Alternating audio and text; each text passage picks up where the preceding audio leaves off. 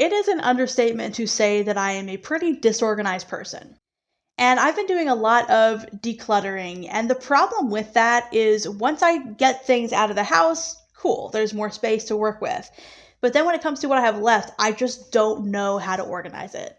So when we talk about things that like you would just blow money on if you had it, like one of them for me would be a professional organizer.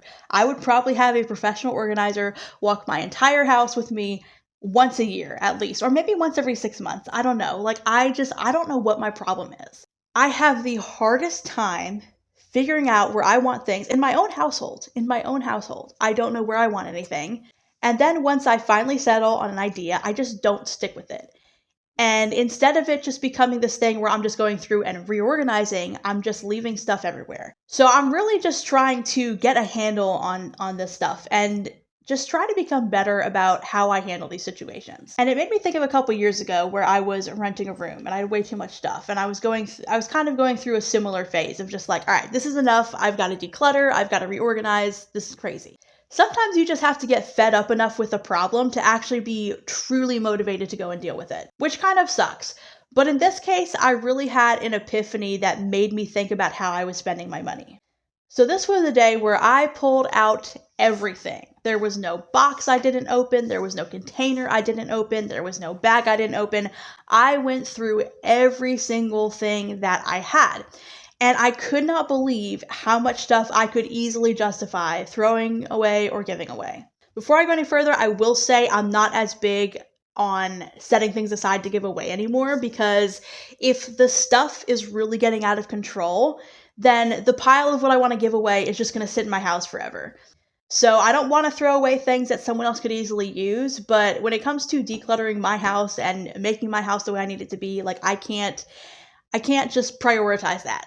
The thing is, before I started this project, I really thought that it was going to be this, oh, this is going to take forever. I'm going to want to pick everything up and do that. I forget who came up with it, but that decluttering tactic where you hold something for a few minutes and have this, does this give me joy moment? And I realized that for the vast majority of this stuff, I didn't need that. I knew just by looking at it, you know what? I probably never needed to buy this in the first place. So no, doesn't bring me joy. In fact, these piles of junk gave me the opposite. They gave me the opposite of joy. They gave me stress. And where does this go? And where does that go? And why do I have so much stuff in my house? So what started out as me just getting frustrated and going, okay, I've got to finally deal with this problem, really became this day of unintentional self-discovery. And this experience really made me discover two very crucial things about myself. So the first thing was my relationship with stuff. I've never had a good relationship with stuff, but I've always been that type of person who's just a total sucker. If they see something cute in a store, if they see something that they want to grab at the register, like any of that kind of stuff, like I fall for that stuff so bad.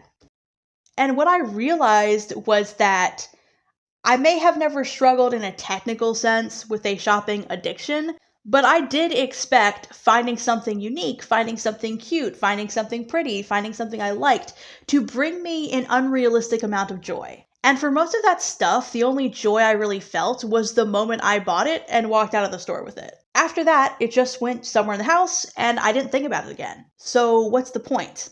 That is obviously not the case for every single thing that I have ever purchased. I could look through my entire apartment and think of probably 50 things that I am so glad I purchased. But most of the stuff that just accumulates is not stuff that I needed. It was just stuff that I wanted in the moment. And I didn't have the discipline or the forethought, frankly, to think about, am I actually going to use this? Is this something I actually want to buy? And the second thing I learned about myself, which really goes hand in hand, was how much money I was wasting. Because at this period in time, I wasn't really tracking my expenses. I was still budgeting, but if you're not tracking your expenses, there's almost no point because you don't really know where you're at. And anyway, I sat in that room and I looked at all these piles of mostly junk. Like some of it was stuff that like I can look back and justify why I wanted it at the time, sure. But a lot of it was stuff that I just had not even picked up, hadn't used since I purchased it. What a waste of money.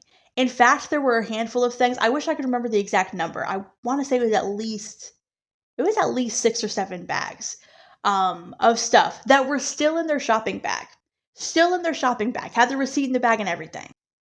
Felt like I needed it, felt like I wanted to buy it, went ahead and bought it, brought it home, set it down on the floor of my closet or a shelf or whatever, still in the bag, never even took it out of the bag. I don't think there's anything wrong with shopping when you have the money for it. I don't think there's anything wrong with buying things that make you happy or things that you want. But spending money on things that you don't actually intend to use is just a waste. It's just a waste. And even for all the items around me that were not still in their shopping bag, I'd only use them once or twice. I was real big on planners and notebooks. I still kind of am. I'm a little more picky now, but there were several planners I had purchased. Loved the cover, or I loved the inside, or I loved the design, or I loved the layout. I felt like it would make me really productive. Then it sat down and I just never picked it up again. Total waste of my money. And I just kind of did this 360 spin around the room, just looking at all these piles around me. And I started actually pointing at things and trying to remember how much they cost and how much money I spent on them. I opened up the shopping bags and looked at those receipts and added all of that up. I think in the shopping bags themselves, it was like $120 worth of stuff. $120 worth of stuff that I brought home and never even took out of the shopping bag. That's ridiculous. And I think realistically, sometimes you need a moment like that where you just have to be confronted with the truth of what you're doing and whether or not it's actually working. I wasn't tracking my expenses at the time, and that was absolutely not working for me. I was buying stuff without thinking about whether or not I actually needed it. That wasn't working for me. And I needed to get to a point where I had to go through this decluttering day and I had to go through and look at everything and actually think about how much money all this stuff cost me. How am I going to meet my goals if I'm just spending all my money shopping? How am I going to meet my goals if I'm just being thoughtless about where my money is going? How am I going to meet my goals if I'm not tracking my expenses? So I want to say that day was like maybe 2.5 years ago or so at this point. And I remember that day feeling just so many emotions and just being so frustrated and so disappointed in myself and so angry that I let it get that bad. But that was a moment that I really, really needed. Because it didn't just make me think about my home life and my home lifestyle. It made me think about how I handle money in general.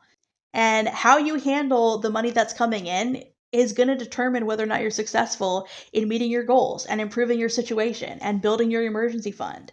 And that day had such an impact on me that now when I feel frustrated, I try to take a step back and think, what can I actually learn from this? And unfortunately, there's not always a lesson. Sometimes when we're frustrated or upset or emotional, sometimes it's just a bad day. Sometimes there is no reasonable takeaway and lesson from it, unfortunately.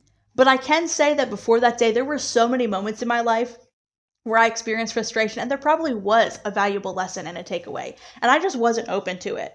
So it really also changed my mindset to life lessons that I can learn when I feel frustrated. Now look, I am still not some Martha Stewart type. I am completely disorganized. I never know where I want stuff. I'm constantly changing where I want stuff. It's chaotic. But I am no longer the person who just spends money thoughtlessly. I actually think about it if I want to go and buy something.